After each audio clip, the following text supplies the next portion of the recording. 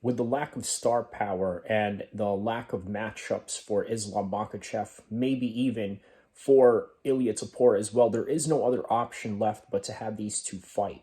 Now, the problem is there is a lot of people both of these guys can fight. When it comes to the competitive architecture of the UFC, there is never enough short list of people that you can put out there. Okay, like for example, in the 155 division, obviously Armin Sarukian is somebody that Islam Makhachev has already defeated. Charles Oliveira, he's defeated him for the title. They were going to do a rematch, and it doesn't seem like the most formidable rematch to make considering how the fight went in the first place. Justin Gaethje, an old dog, but at the same time really proved himself to be the top of this division, in a division where it was supposed to be a growing set of new guys that are supposed to come up, but they never do, because here it is, Justin Gaethje defeating what was supposed to be the new generation of guys coming up in Fiziev. Now you look at in the 145 division, the current top five right now, Alexander Volkanovski on top of that, number one, right, with Ilya Topuria as champion. You got Max Holloway, who's been at the top. You got Diego Lopez, who's a new and fresh face. And then you got Movsar Evloev. Now, the problem with Ilya Topuria going up at 155 is that they don't want him to hold the 145 championship because they don't want to have double championships situations going on. And quite frankly, can you blame them? But at the same time, with the current loss of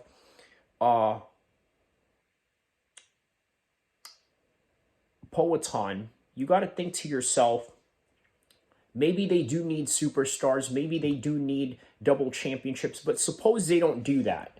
Suppose they want to vacate the title before Ilya Topuria moves up. Who's the next choice at hand? Right now, they got Alexander Volkanovski taking on Diego Lopez, which I believe is going to be for the interim title, if not for the full-blown undisputed championship. Now, does Alexander Volkanovski deserve to be there? Probably not, because of the fact that he's been knocked out several times by Islam Makhachev.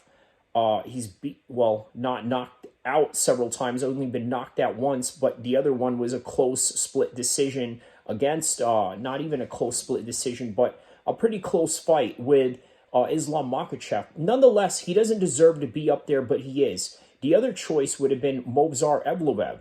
Now, the other situation with that is many people are complaining that there are too many Dagestani champions right now, and they don't think that they are formidable market pleasers in any kind of way, right? Because obviously, right now, Magomed is the 205 champion. Are people happy about him being the 205 champion? No, of course not.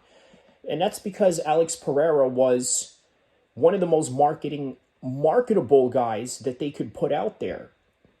So it's not a logical matchup to make for the UFC to have Movsar Evloev there, another Dagestani that many people are just going to complain about that's going to be up there. Bryce Mitchell, obviously, he's a big name right now, a lot of controversy behind him, but he's not even in the top 10. He's right now currently ranked in number 13, and I think his next opponent, which is John Silva, a fan favorite. By the way, shout outs to Fight Nerds. They seem to be doing a whole lot of great stuff right now, right? As far as the knockouts, as far as the marketing value that they have going on, that they have put themselves into, and this team concept that they have of marketing themselves with having glasses and all this. I mean, it's great. It's brilliant stuff.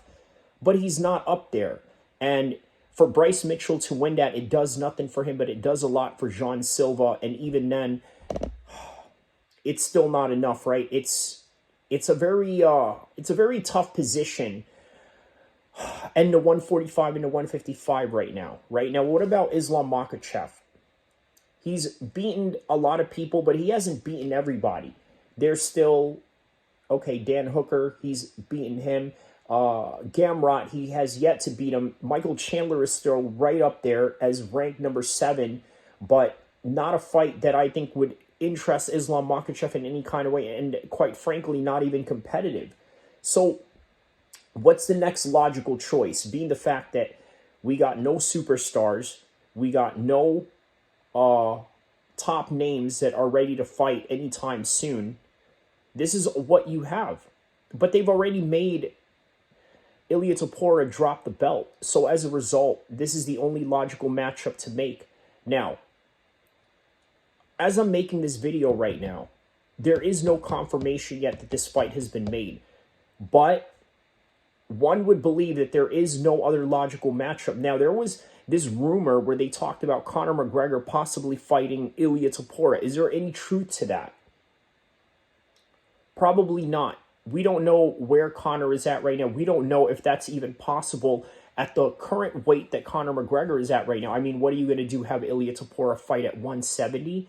Maybe have Conor make 155? That's a possibility, but still probably very difficult at his time of life right now in his career trajectory.